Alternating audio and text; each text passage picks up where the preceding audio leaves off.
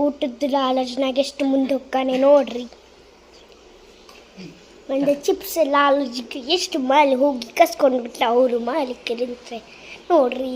ಇಂಥ ಆಸೆ ಬುರ್ಕಾದ ನೀನು, ಎಂಥ ಆಸೆ ಬುರ್ಕಾದ ನೀನು, ಎಂಥ ಆಸೆ ಬುರ್ಕಾದ ನೀನು.